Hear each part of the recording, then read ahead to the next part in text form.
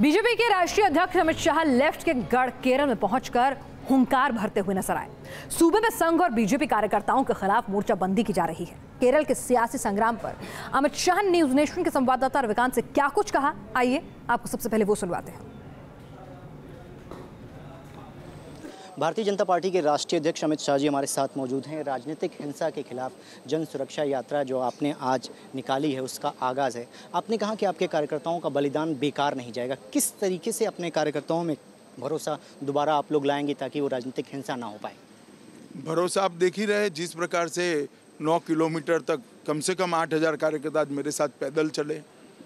मुझसे बहुत बड़ी आयु वाले कार्यकर्ता भी चले हैं, युवा भी चले हैं, महिलाएं भी चली है, बच्चों को ले लेकर लोग रोड पर निकले हैं। ये भरोसा है तभी तो इतने लोग जन सुरक्षा यात्रा के साथ जुड़े हैं। अमित जी, ये जो राजनीतिक हिंसा होती है संघ और बीजेपी परिवार के कार्यकर्ताओं के खिलाफ, कहीं ना कहीं सरकार का उसको सपोर्ट है। आप सीधे तौर पर यहाँ के मुख्यमंत्री को रिस्पॉन्सिबल मानते हैं? अगर वो चाहते तो ऐसा ना होता। देखिए, law and order state subject है, जिम्मेदारी मुख्यमंत्री की ही होती है, मगर यहाँ पर उससे भी ज़्यादा मुख्यमंत्री के गृह जिले के अंदर ही ये सारी हत्याएं हुई, तो उनकी जिम्मेदारी बनती है, इससे वो भाग नहीं सकते हैं।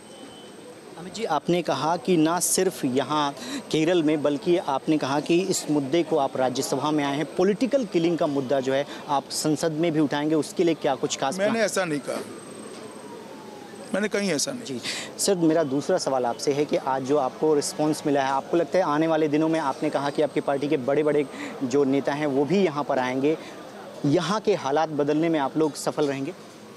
देखिए, हम जन जागृति के लिए निकले, हालात बदलने की जिम्मेदारी मेरी नहीं है, मैं ऑपोजिशन में हूँ।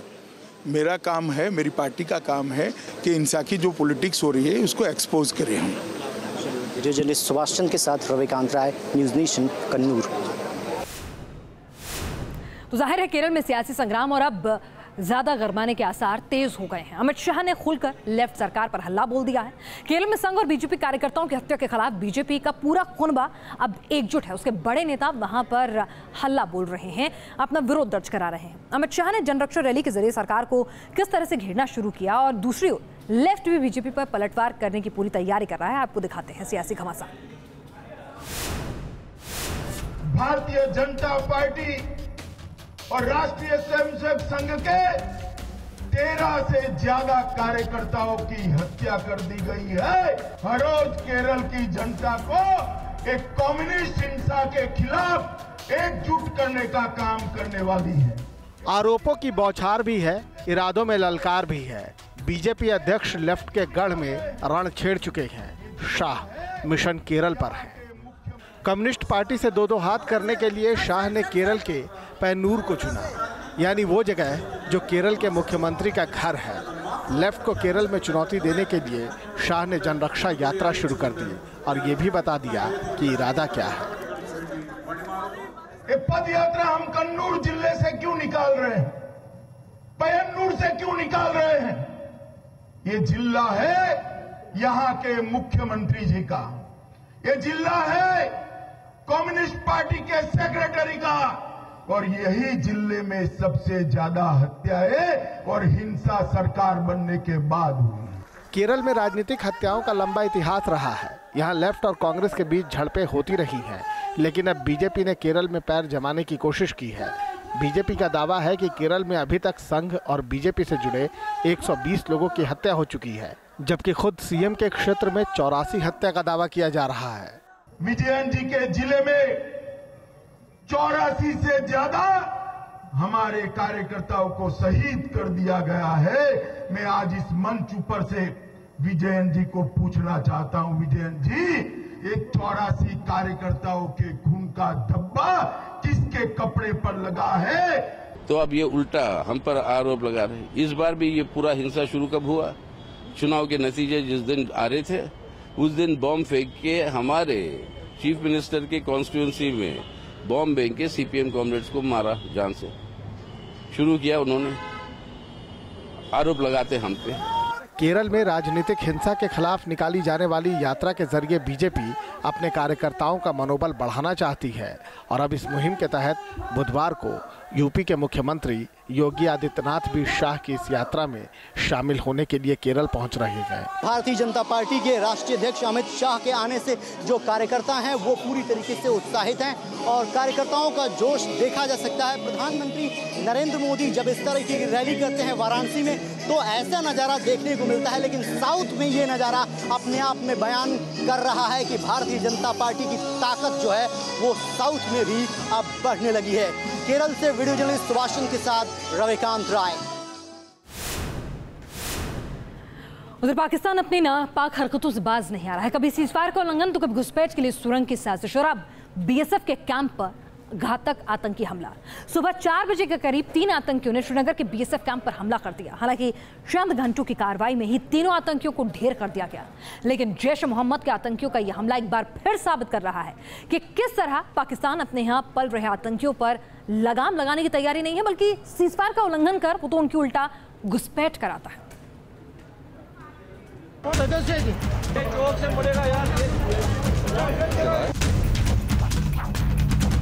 बीएसएफ के ट्रांजिट कैंप पर एक फिदायीन हमला हुआ है। सुबह सवेरे तकरीबन 4 बजे पहला ब्लास्ट उन्होंने गेट के बाहर किया। फिर से एक बार इंटेंस फायरिंग जो है यहाँ पर देखने को मिल रही है। बस एंड ऑफ द डे हम यही कहेंगे कि it was a very well coordinated operation. गोलियों की तड़तड़ाहट, बम धमाकों की गूंज, बिल्डिंग से उठता धुएं का गुबार। 18 सितंबर 2016 को उड़ी में आर्मी हेडक्वार्टर पर हमला और फिर करीब साल भर बाद श्रीनगर में बीएसएफ के कैंप को निशाना बनाने की कोशिश। श्रीनगर एयरपोर्ट के करीब हमहमा इलाका सुबह सुबह गोलियों की आवाज से दहल उठा। अत्याधुनिक हथियारों से लैस आतंकियों ने बीएसएफ कैंप को निशाना बनाने की कोशिश की। जैश मोहम्मद के 3 आतंकी पूरी तैयारी के साथ आए। कोई कुछ समझ पाता इससे पहले ही आतंकियों ने अंधाधुंध फायरिंग शुरू कर दी। सुबह एग्जैक्ट 4:05 पे कुछ दहशतगर्दों ने 182 सीआरपीएफ का जो कैंप है जो गोगोलैंड और फ्रेंड्स कॉलोनी के बीच में वाक़ा है, उस पे उन्होंने हमला किया।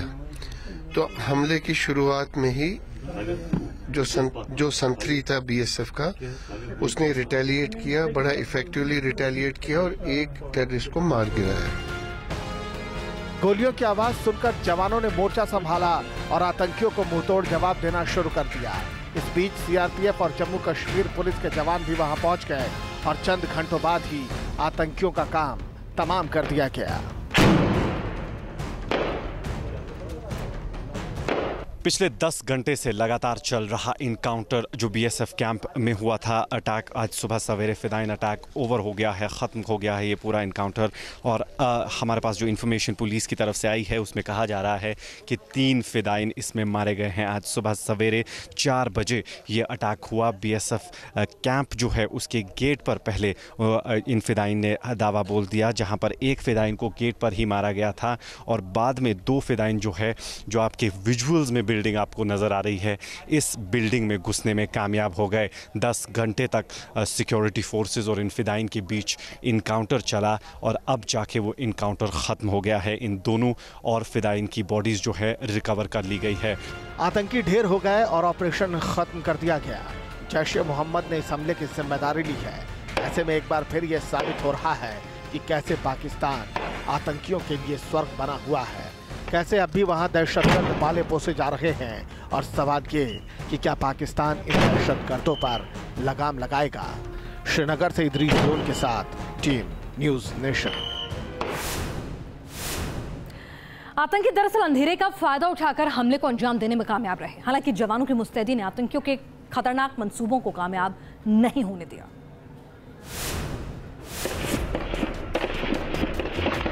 आतंक का एक और बार 10 घंटे तक होती रही गोलीबारी, फिर ढेर हो गए आतंक के सपोरे। एक बार फिर उड़ी और पठानकोट की तरह बड़े हमले का मंसूबा लिए आतंकी श्रीनगर तक पहुंच गए।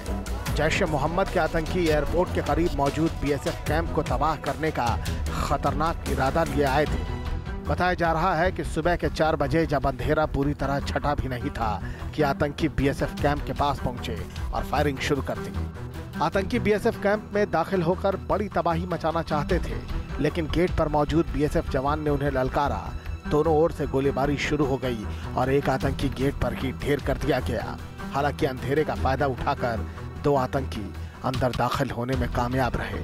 जैसे ही हमारे यहाँ पे सब जैसे हमारी इन्फॉर्मेशन आ रही थी, सब हमारे अलर्ट पे ही रहते थे। तो जैसे बताया कि सिविल एरिया जो है फ्रेंड्स कॉलोनी और गोगोलैंड के बीच से उन्होंने एंटर करने का कैंपस में प्रयास किया। हमारे संतरी अलर्ट थे, उन्होंने वहीं उनको ललकारा और उसको ललकार का फायर ओपन किया है। तो एक तो उसमें इमीडिएट वहीं की वहीं जो है न्यूट्रलाइज हो गया। मीडिया रिपोर्ट्स की माने तो 2 दहशतगर्द सुरक्षा चक्र को भेदने में कामयाब हो गए। एक आतंकी ऑफिसर मेस की ओर बढ़ा और दूसरा एडमिन ब्लॉक की ओर, लेकिन तब तक सीआरपीएफ और जम्मू कश्मीर पुलिस के जवान भी कैंप तक पहुंच चुके थे और तबाही मचाने से पहले ही एक दहशतगर्द को ऑफिसर्स मेस में और दूसरे को एडमिन ब्लॉक की तीसरी मंजिल पर मार गिराया गया। एसओस मेस में भी हमारे जो वहाँ पे स्टाफ थे, उन्होंने बहुत ब्रेवरी से उनका जो है सामना किया और दूसरे को वहीं न्यूट्रलाइज किया। तीसरा एडम ब्लॉक के अंदर घुसा था, ऊपर की साइड चला गया, जिसमें संदर्भ क्योंकि अर्ली मॉर्निंग था, पूरा ऑफिस बंद था, तो बहुत ही कोऑर्डिनेटेड वे में उसको जो है कंट्रोल करते हुए सभी अपने लोकल एसपी बडगाम, मेरे डीआईजीज, सीआरपीएफ के आईजी, बाहर से जो है हमको आर्मी का सपोर्ट था। बहुत ही कोऑर्डिनेट वे में हमने उसको लोकेट करके और ये देख के कि कोई सिविल पॉपुलेशन आसपास है और कोई कोलेटरल डैमेज न करते हो, उस तरीके से पूरा ऑपरेशन कंडक्ट किया, तीनों को न्यूट्रलाइज किया। जानकारों की माने तो बीएसएफ कैंप पर आतंकी हमला एक सोची समझी साजिश थी। दरअसल सरहद पर पाकिस्तान की ओर से हो रही गोलीबारी में बीएसएफ के पलटवार ने आतंकियों और पाकिस्तान के रेंजर्स के होश उड़ा दिए हैं और इसीलिए बौखलाए आतंकी बीएसएफ कैंप को निशाना बनाने पहुंच गए। ये जो जवाबी कार्रवाई हुई है, ये अपने में ही एक बहुत बड़ा कड़ा संदेश है। इनको मार के गिराना पड़ेगा, इनको एक एक करके इनका कमांडर को चुन के मारना पड़ेगा और इनका जितना लंचिंग पैड है और इनका जितना ट्रेनिंग इंस्टीट्यूशंस है जिहादीज का, उसको सबको आर्टिलरी फायर करके ध्वंस करना पड़ेगा। ये बिल्कुल टिट टू टैट पॉलिसी और ऑफेंसिव स्पिरिट ही उनको ठीक करे। हिंदुस्तान के जाबाजों ने ऐलान कर दिया है कि आतंकी अगर हिंदुस्तान में दाखिल हुए तो 2 गज जमीन के नीचे भेज दिए जाएंगे और बीएसएफ कैंप पर हमला करने वालों का आखिरी अंजाम भी वही हुआ। श्रीनगर से इदरीस लोन के साथ टीम न्यूज नेशन। चलिए आगे बढ़ते हैं और बात हनीप्रीत की करते हैं, जो 38 दिन की लुका-छिपी के बाद पुलिस की गिरफ्त में आ ही गई। गुरमीत राम रहीम के करीबी हनीप्रीत को पुलिस ने पकड़ ही लिया। पंचकुला में हिंसा भड़काने के समेत देशद्रोह जैसे संगीन मामलों में पुलिस को हनीप्रीत की तलाश थी। हनीप्रीत पर आरोप है कि उसने राम रहीम को कस्टडी से भगाने की साजिश भी रची थी।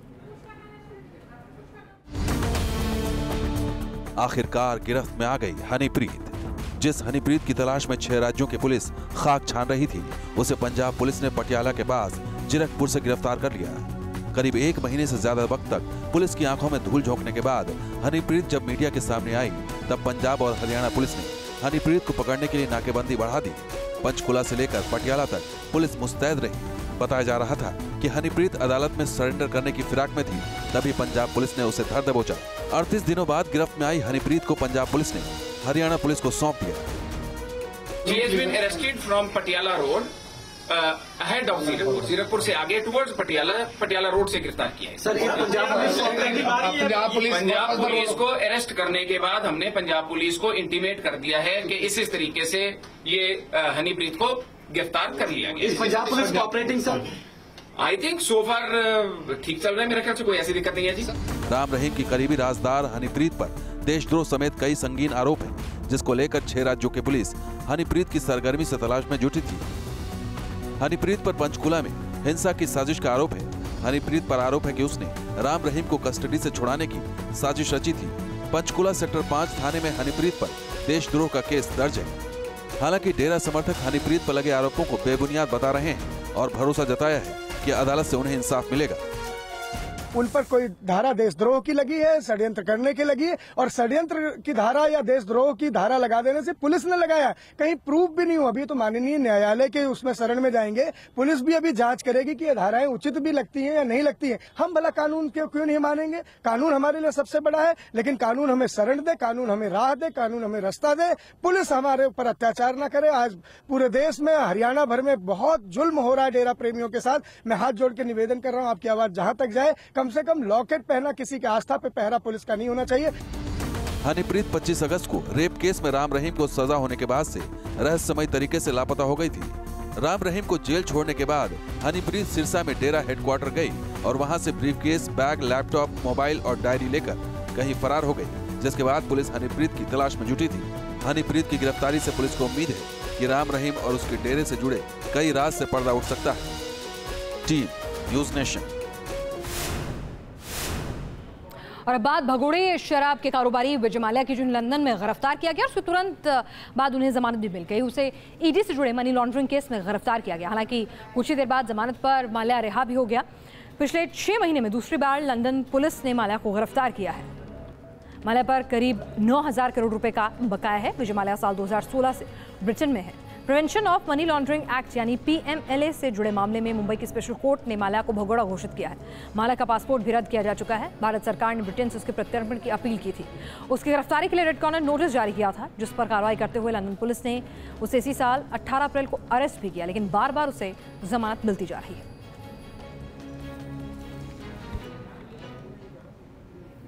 और अब बात मोम की आशा की। जी हाँ, मैडम तुसाद म्यूजियम में अब सुरों की मल्लिका आशा भोसले का वैक्स स्टैचू देखने को मिलेगा। दिल्ली में आज आशा भोसले ने खुद अपने स्टैचू का अनावरण किया।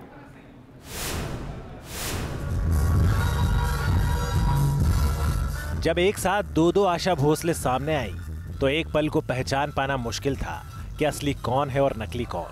अपनी हूबहू शक्ल वाली स्टैचू देखकर खुद आशा भोसले भी हैरान थी। दिल्ली के मैडम तुसाद म्यूजियम में आशा ताई की मोम की स्टैचू का अनावरण किया गया। इस खास मौके पर आशा ताई खुद मौजूद थी। आशा भोसले और उनके स्टैचू को एक जैसा ही मेकओवर किया गया था। काफी देर तक आशा भोसले खुद की स्टैचू को देखती रही और कहा कि मुझे यकीन नहीं हो रहा है कि मेरा भी वैक्स बन सकता है। मैं सोच भी नहीं सकती थी कि हमारा यहाँ पर आ सकता है, कि आज जब जैसे उन्होंने किया है और जो मतलब मुझसे कहा गया और सब उन्होंने मेहनत की, इसलिए ग्रेट उन्होंने काम किया है और मुझे बहुत खुशी है। दिल्ली के इस म्यूजियम में अब लोग अमिताभ बच्चन, मधुबाला और कपिल देव जैसी शख्सियतों के बीच सुरों की मल्लिका आशा भोसले के वैक्स का भी दीदार कर सकेंगे। इस मौके पर आशा ताई ने अपना पसंदीदा गीत भी गुनगुनाया।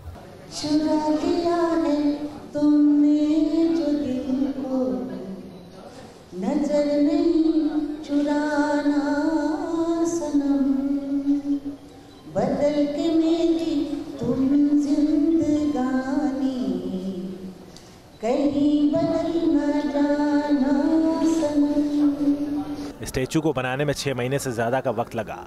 आंखों से लेकर आशा ताई के हाव भाव और उनके गाने के स्टाइल को वैक्स फिगर में दिखाया गया है। हम तो बहुत ही शुक्रगुजार हैं आशा जी के, बिकॉज इस एज में भी उन्होंने पूरा हमारे को सहयोग दिया। एंड जब उनकी वैक्स फिगर ये बन रही थी, जैसा कि उन्होंने खुद बोला कि पूरे दिन हमने उनके मतलब फोटोग्राफ्स खींचे, आईज का कलर मैच किया। So all credit goes to Asha ji for bearing with us. Delhi के कनॉट प्लेस में खुलने जा रहे मैडम तुसाद म्यूजियम में 1 दिसंबर से लोगों की एंट्री शुरू हो जाएगी। Syed Aamir Hussain, news nation, Delhi.